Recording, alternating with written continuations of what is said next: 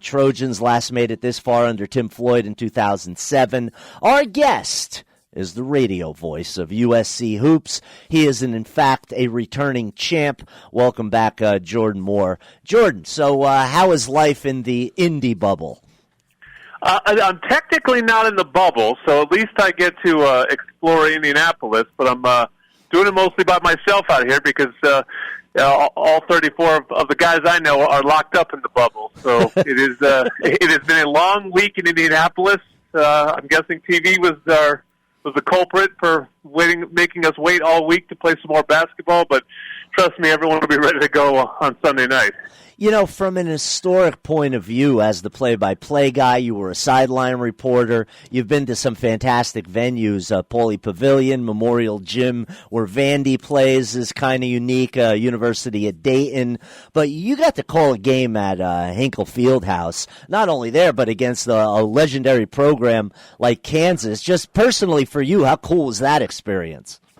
It was awesome. I mean, I was really rooting for us to draw that venue, just to have that experience for sure. And honestly, the coolest thing about it in this particular scenario is that with the limited fan capacity, Bankers Life Fieldhouse is just sort of your classic NBA arena. It's actually a pretty cool arena. It has some nice elements to it, but it's so big that there's really no atmosphere in there. But Hinkle, you know, it's small. It's that old school field house, and sort of both the end zones are walled up, so it really holds noise. So it was a completely different atmosphere, and after a year where we've had no fans, it was just so energizing, I think, for the team in particular, but even me as a broadcaster to call a game that had real life in the stands. You know, that game against the Jayhawks, it wasn't quite the out-of-the-gate blitzkrieg that we saw against Oregon in February. But, you know, up by 19 at the break, you know, while the Ducks showed some resolve, man, considering the circumstances, the domination, is that the best top-to-bottom performance we've seen by far by U.S.C. this season? No question, and you know, and really of the infield era. I mean, I can't remember the last. I mean, to go into a game, it was 20 years to the day that USC beat Kentucky to advance to the Elite Eight, which was interesting because that Kentucky game in 2001 was a blowout at halftime. The Trojans, I think, were up 20 at the half. And then Kentucky ran all the way back at USC and ended up making a one-possession game, and the Trojans survived late. I kind of thought that might be a similar story when USC had a 19-point lead at the half against Kansas. Figured, you know, the Jayhawks would come out all fired up, you know, maybe get in a full-court press or something to really extend the game. And they just didn't. I mean, they just got knocked out by a barrage of USC threes. So, yeah, I mean, that was the equivalent of throwing the perfect game on the biggest stage for Andy Enfield's staff and his team. So certainly congratulations to them on that. The Brian Scalabrine and Sam Clancy Trojans coming up on the show. You got to love that. Talking with USC play-by-play man Jordan Moore. So this season in general, year 8 under Andy Enfield since he came west from Dunk City, I mean, they would have been in last year, but yep. You know, if you look at the team that hadn't been to the dance since 2017, how important, Jordan, was it that he crank out a year like this, you know, be in the Pac-12 mix and take some forward steps in the actual tournament? Yeah, I do think it was important. You know, people have been a little bit unfair about his record. I mean, he inherited the absolute worst program probably in Power 5 at the time, or Power 6. And really has had to build this thing up. So the first 2 years were a total throwaway. Really, of the last 6, 5 of the last 6 have been good seasons. He's had a little bit of bad luck in the sense that they had that 1 year where they finished second in the Pac-12 and second in the Pac-12 tournament and still didn't make the big dance. And then, you know, you had last year where they had a really good team, really second only to Oregon last year in the regular season, and then the tournament, you know, gets shut down. So, you know, 2 really good teams in there that end up not making the tournament or the tournament not existing. So it did put a lot of pressure on this season coming in, especially because you knew you only had 1 year with Evan Mobley. And so, yeah, I definitely felt like, you know, making the tournament at a minimum was a must. but this was a great opportunity to advance. And, they got a favorable draw in terms of their first game, so, I thought they at least needed to hold up their seed. And then Kansas just provided a great opportunity. USC fans don't think they're going to beat Kansas. Right. They look at that matchup. I mean, maybe the diehard basketball fans that knew, believed in this team did, but, all those USC football fans that tune in this time of year, they probably thought USC was going to get stomped by Kansas. So to do that, win by 34, I think opened the eyes of the fan base, which in a school like USC is kind of as important as anything. The basketball program's just trying to win over, its own fan base, let alone, make national news. Yeah, you figure SC beats Kansas in football by 30, not in basketball. Deservedly, you mentioned Evan Mobley, and he's terrific. But Coach has some other new faces who arrived via transfer. I mean, Taj Edey played 2 years at Santa Clara, hit that big shot against UCLA, finished strong against Colorado in the conference tournament. For folks who, this weird year might not be as caught up, I mean, how valuable has he been?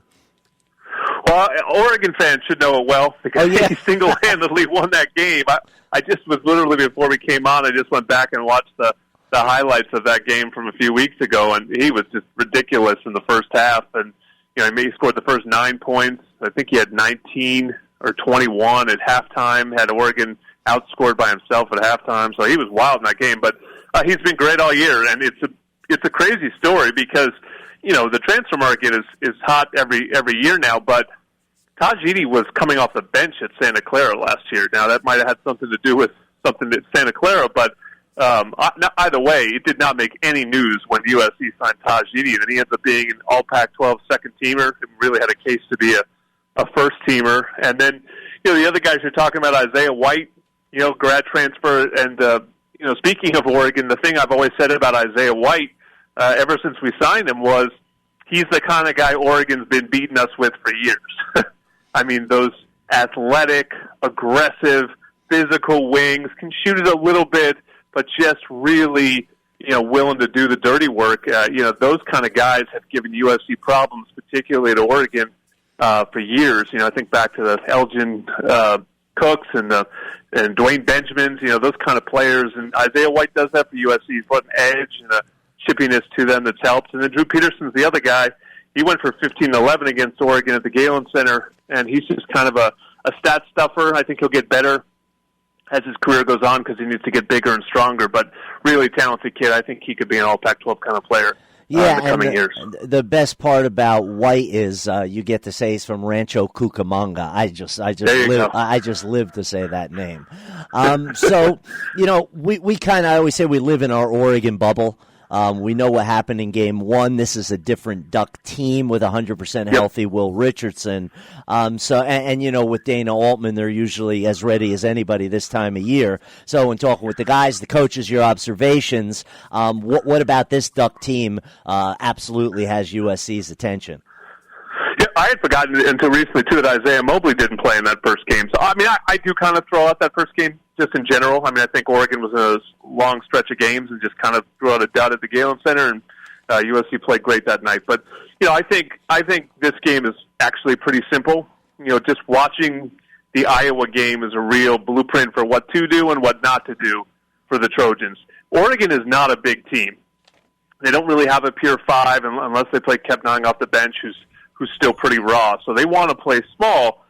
But when you see Eugene Omoruyi out there against Evan Mobley, I love Omoruyi. He's one of my favorite players to watch. But you realize he's 6'6", and Evan is 7 feet. And he really struggled, Eugene did, in the first matchup. So, there's no real matchup for the Mobley brothers if the game is slow and played in the half court. So what's Dana Altman going to do? He's going to speed the game up. And that's what he did against Iowa. So Luka Garza goes for 36 points against Oregon, but who cares? Because that game was a track meet, and Oregon was going to score 100 points. It needs to be to win it.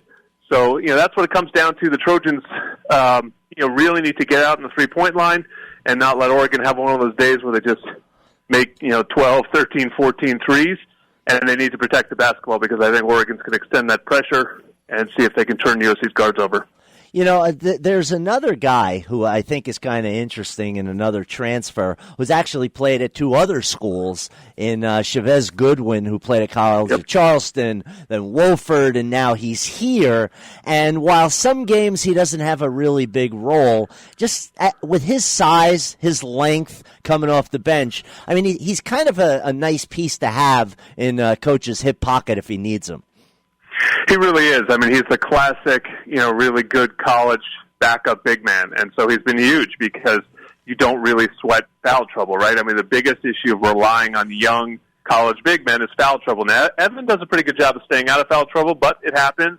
And Isaiah Mobley's had some foul trouble issues a few games this season. And so Chavez is really there to pick up the slack. And the other thing it does is it really leaves USC playing big almost the entire game. So it did create sort of an identity for this team. They don't size down much, and so you do see a major clash of styles in a game like Sunday's, where the Trojans will play two pure big men really the entire game, unless maybe Oregon does something that feels like they need to get them out of it. But you're going to see USC really try to pound the ball in the paint and get on the glass and contest every shot inside, filter shots inside into their shot blockers, and then you're going to see Oregon just live on the perimeter and try to use its athleticism. So Chavez Goodwin has been a big part of that. He was fantastic against Kansas.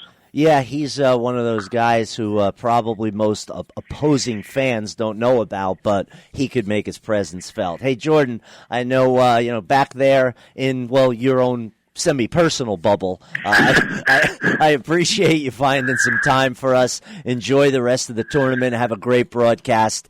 Travel safe, and obviously look forward to talking again down the road. No problem. Can't wait for the game. Thanks so much. Have a good one. Thanks so much. Have a good one. Thanks so much. Have a good one.